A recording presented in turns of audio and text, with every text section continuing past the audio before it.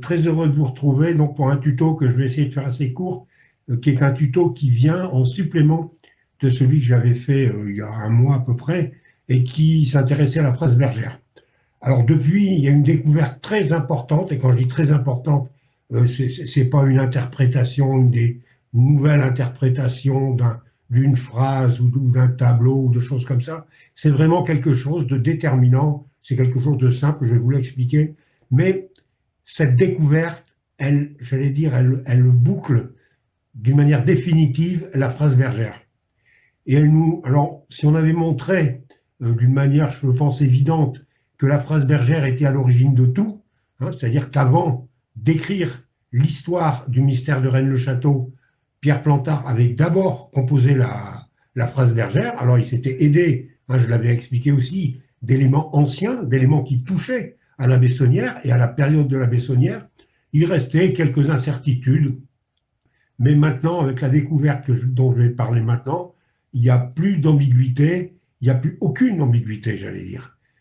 La phrase bergère, elle a été faite avant tout et elle a été faite simplement avec l'anagramme. Vous allez voir, c'est quelque chose d'assez intéressant et pour tout dire, je ne croyais même pas qu'on allait pouvoir découvrir un jour un code comme ça à l'intérieur même des livres, hein, en fait, parce qu'on trouve déjà, c'est déjà annoncé dans l'Or de Rennes, dans le Trésor maudit, dans Signy Rose-Croix, on en parle aussi dans tous les livres de l'origine.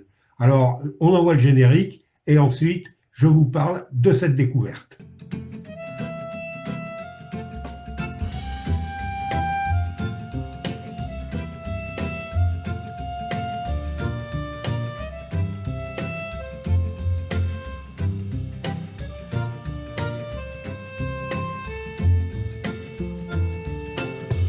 On est revenu, hein, ça a été vite le générique. Donc on va parler de nouveau de la phrase bergère, mais simplement de Pax 681. Pax 681 qui jusqu'à présent était considéré comme étant un peu les lettres supplémentaires, hein, puisque vous voyez en haut, ce sont toutes les lettres, les X, D, L, C, qui ont servi dans la stèle de Madame de Blanchefort, hein, pour donner la date de sa mort.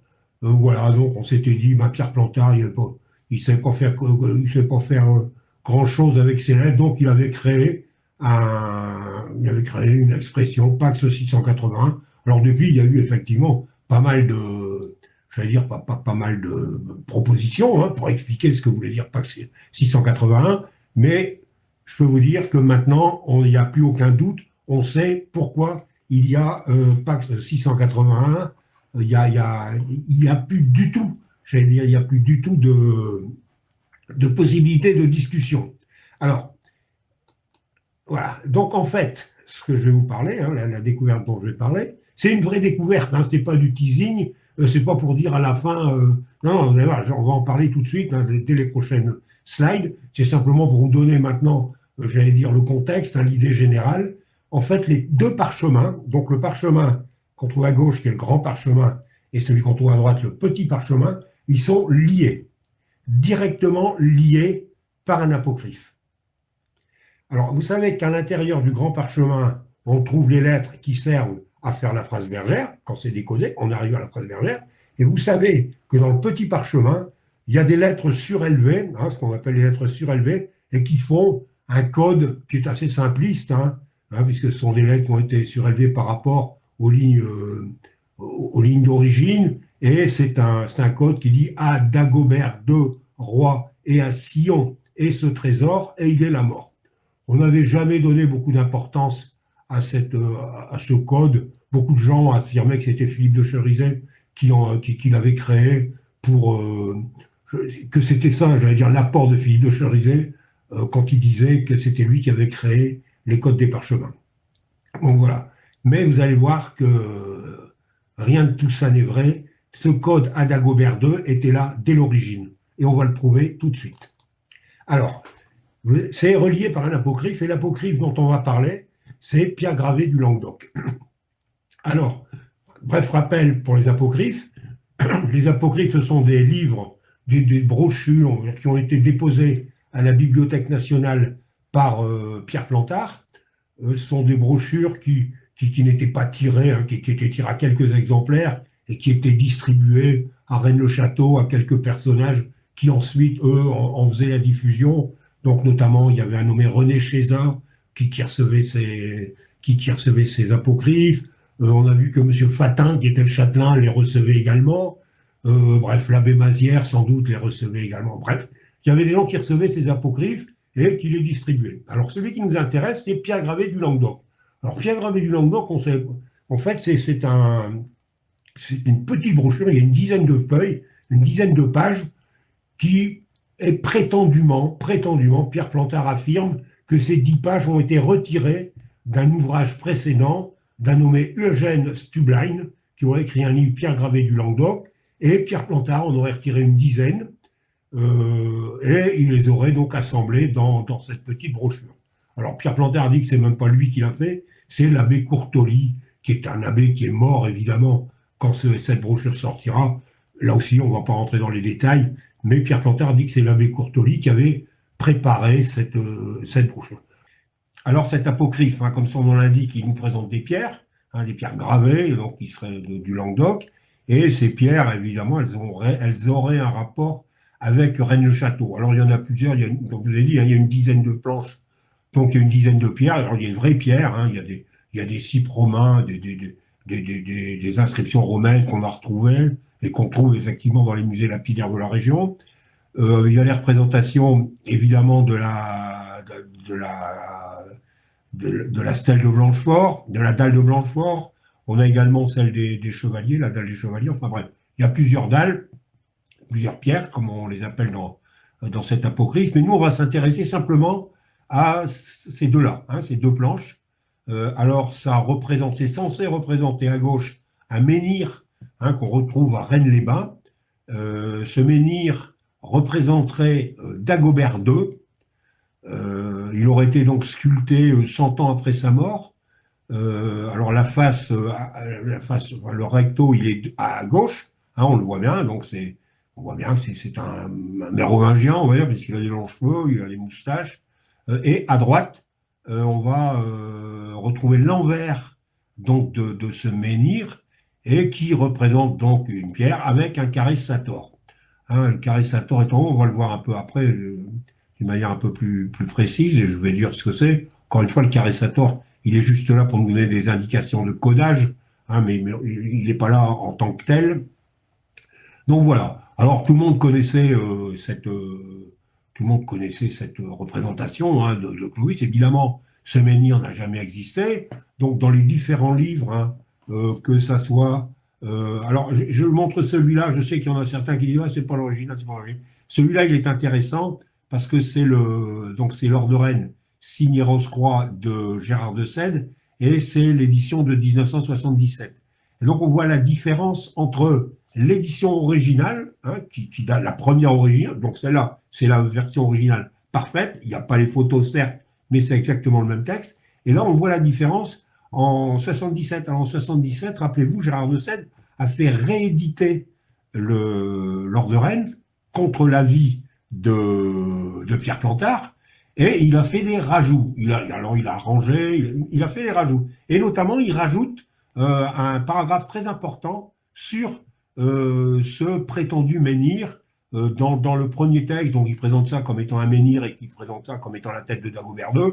Et dans la deuxième édition, enfin dans l'édition qui fait 10 ans après, bon, il précise qu'en fait ce n'est pas du tout un menhir représentant Dagobert II, et il s'égare un peu sur les considérations scientifiques. Mais voilà. Mais c'est à noter. Gérard de Sède revient dans le premier, il dit que c'est un menhir avec la tête de Dagobert II, qui est un peu significatif de la présence des Mérovingiens à le château. Et dans le deuxième, après son engueulade avec Pierre Plantard, il revient un peu en arrière. Et d'ailleurs, Pierre Plantard répondra à Gérard de Sède, à cette publication, en donnant une préface à l'édition de la vraie langue celtique. Et dans cette préface, ce sera un peu une justification de tout ce que Gérard de Sède a remis en cause. Et notamment, Pierre Plantard va reparler de ce menhir. Alors, Pierre Plantard ne dit pas que c'est le menhir de Dagobert II, mais il en donne évidemment une autre version.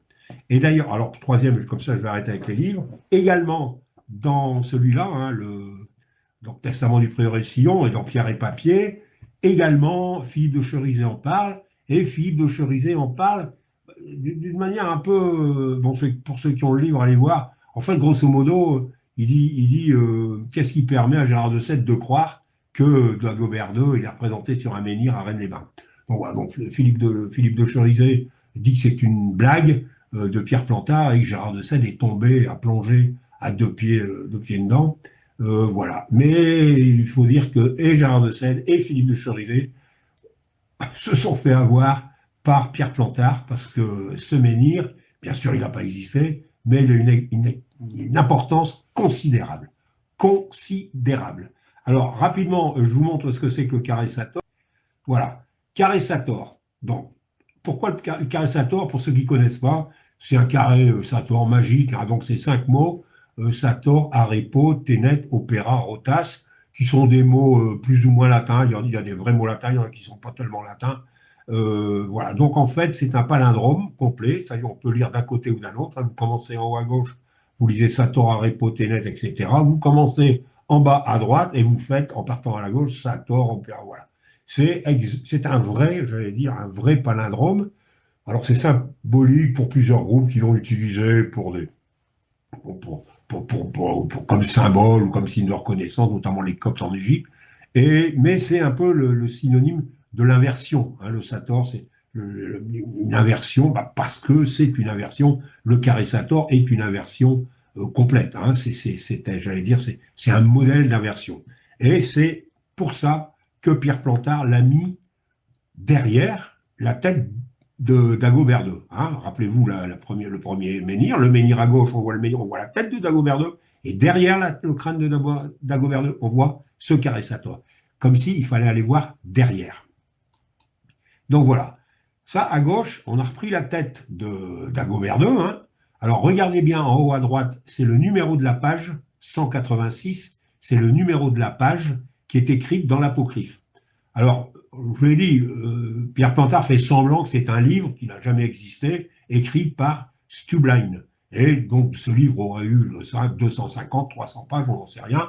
Et justement, la tête de Dagobert, elle, se trouvait à la page 186.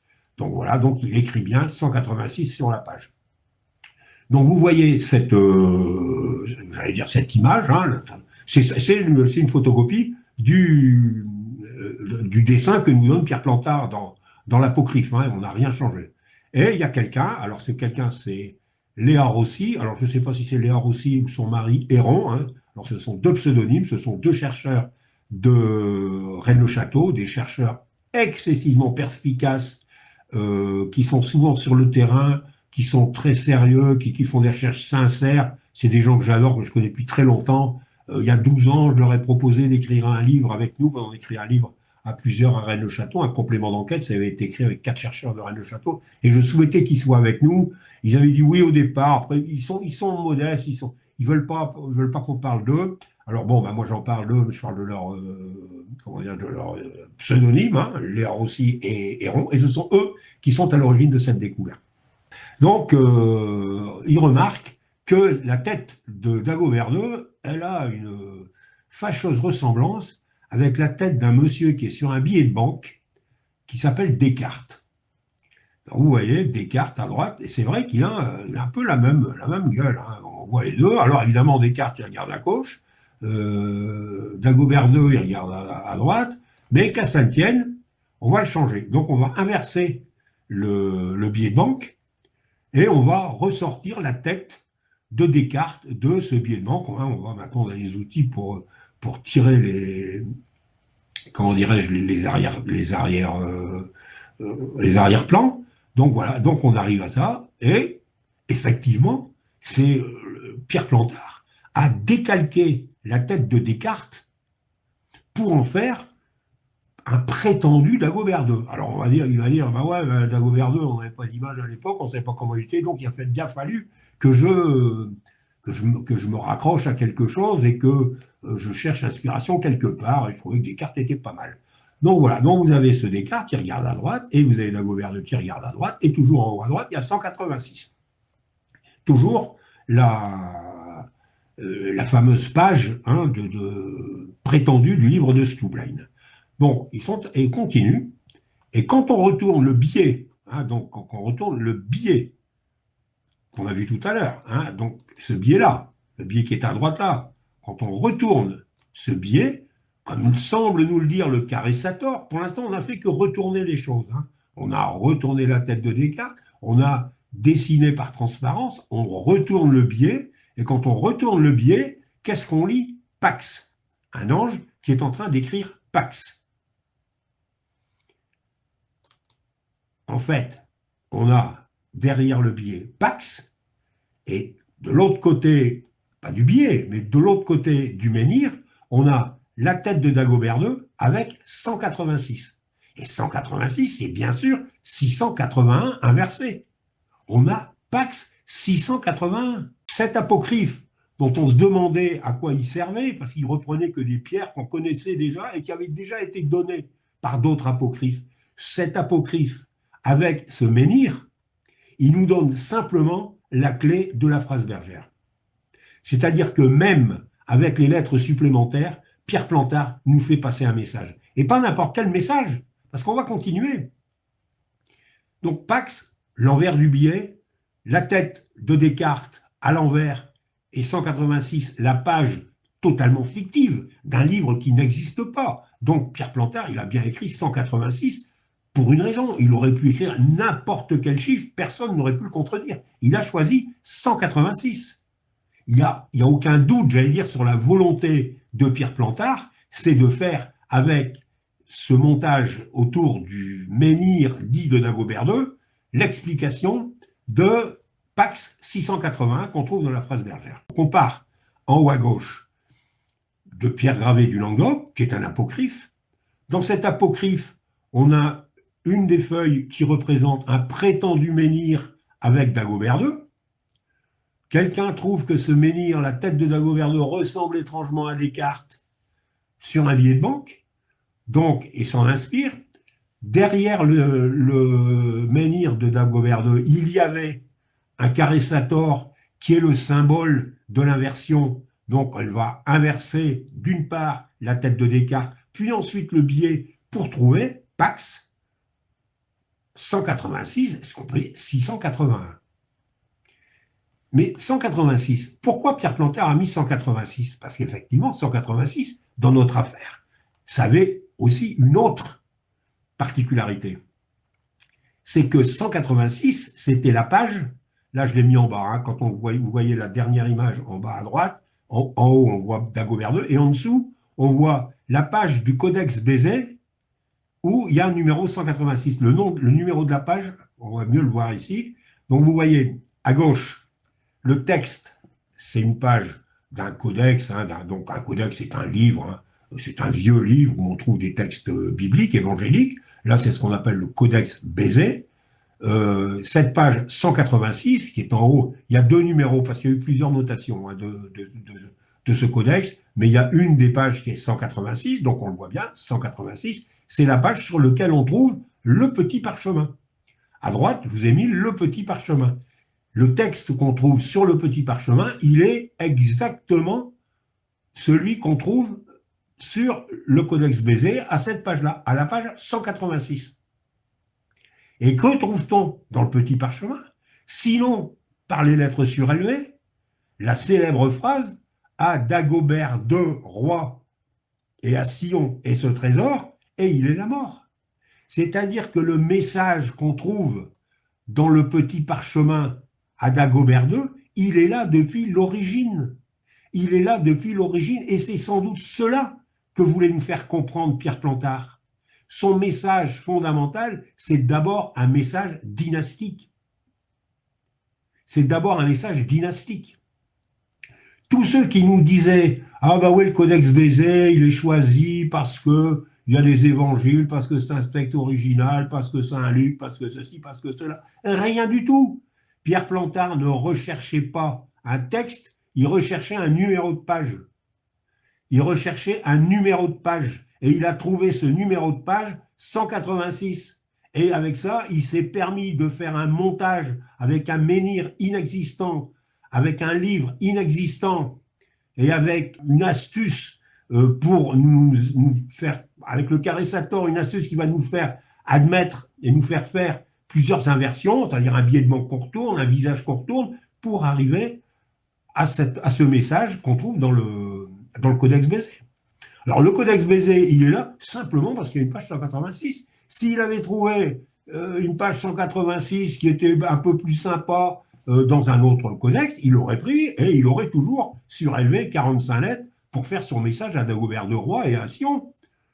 Le message, il le fait avec n'importe quel codex. Alors les gens ont dit non, cette phrase elle ne sert à rien. C'est le codex qui est intéressant. Rien du tout. Ce codex ne sert à rien du tout. On reprend, voilà, à Dagobert de Roy et à Sion et ce trésor, et il est la mort. C'est ce qu'on trouve en lettres surélevées dans le petit parchemin, ce qu'on voit à gauche. C'est le petit parchemin, il n'y a pas d'autre nom. C'est comme ça qu'on l'appelle. Et à droite, donc, c'est cette fameuse tête de Dagobert sculptée sur un menhir qui n'existe pas. Alors évidemment, Dagobert II n'est jamais allé à Rennes-le-Château. Il n'a même jamais existé, sans doute. Pardon, Dagobert II, oui, mais pas Sigebert IV, qui est le descendant. Jamais ils sont allés à Rennes-le-Château, les prétendus descendants mérovingiens.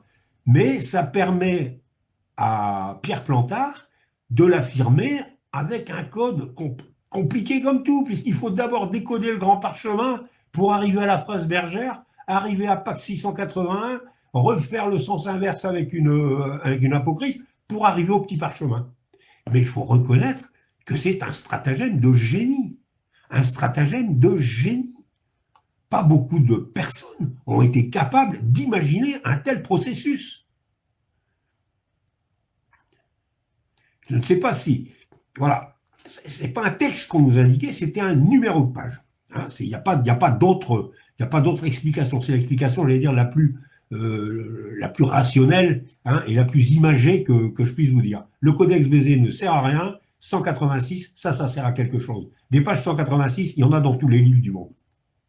Voilà. Alors à droite, c'est comment dirais-je, c'est le texte, c'est Jésus qui explique aux disciples qu'on peut pas ramasser du blé pendant le sabbat. C'est le texte qui soi-disant servait de base et qui servait de message. Rien du tout. Encore une fois, je vous dis, c'est parce qu'il est sur la page 186. Si ça avait été autre chose sur la page 186, les gens auraient pu parler d'autre chose. Voilà. Alors, par contre, il y a quelque chose qui est intéressant, c'est que le grand parchemin, c'est un autre texte. Le grand parchemin, c'est un texte qui parle de... C'est Jésus qui arrive chez Marthe et Marie-Madeleine, et il se fait laver les pieds, avec des parfums qui coûtent cher. Les vitraux de Rennes-le-Château représentent cette scène. Donc on peut imaginer que le grand parchemin, le grand parchemin, je veux dire, on a juste mis des lettres, toutes les 6 lettres, on a mis une autre lettre, on a rajouté une lettre. Encore une fois, on aurait pu prendre n'importe quel texte. Mais là, il choisit un texte qui a un rapport avec l'église de Rennes-le-Château, puisque les vitraux de l'église de Rennes-le-Château décrivent un peu représentent ce que dit le texte du grand parchemin, l'évangile du grand parchemin. Par contre, le petit parchemin qui, lui, parle donc de cette promenade, de cette leçon de Jésus avec ses disciples, lui, n'a aucune importance. Et d'ailleurs, on ne trouve pas de relation dans l'histoire de Rennes-le-Château. Simplement, c'était la page qui était importante. C'était simplement la page. Voilà. Et cette page, elle menait à Dagobert de Roy et à Sion et ce trésor, et il est la mort. Encore une fois, Pierre Plantard, ce qui l'intéresse, c'est le roi perdu. Ce roi perdu dont les ésotériques, les hermétistes parlent depuis des années. Tout le monde en a parlé, Nostradamus en a parlé. Enfin bref, on croit que c'est Nostradamus, c'est quelqu'un d'autre qui en a parlé. Mais le roi perdu, c'est Frédéric II, c'est Arthur qui vient sauver... qui vient sauver, j'allais dire l'Angleterre, qui vient sauver le peuple anglais. Et en 58, Pierre Plantard est favorable à l'arrivée d'un roi perdu. Et ce roi perdu, pour lui, ça peut être un mérovingien. Alors, c'est sympa de dire que ça peut être un mérovingien, puisqu'il n'y a pas de prétendant, j'allais dire, revendiqué. Il n'y a personne qui revendique la couronne au nom de la lignée mérovingienne. Ce qui fait que c'est intéressant pour Pierre Plantard de mettre en avant cette lignée mérovingienne, et d'imaginer un stratagème incroyable pour mener à Dagobert de Roy et à Sion et ce trésor, et il est la mort. Voilà. Alors, si vous pensez que c'est comme ça qu'on aurait eu un roi mérovingien, peut-être. Gillot Sandry, qui connaissait bien Pierre Plantard, qui connaissait très très bien Pierre Plantard, et qui est un des derniers qui peut être porteur du message de Pierre Plantard, dit toujours que Pierre Plantard, il n'a pas fait un canular à Rennes-le-Château, il n'y a pas de canular de Pierre Plantard. Par contre, il a créé une nasse où on se perdrait, c'est-à-dire quelque chose qui se retourne. Une nasse, c'est quelque chose où on entre et on ne sait plus sortir. Et je pense qu'avec cette découverte de Léa Rossi et de Héron, on a trouvé peut-être un chemin pour pouvoir sortir de la nasse. Je vous dis à bientôt. J'espère que ce tuto vous a intéressé. Je vous remercie de votre écoute.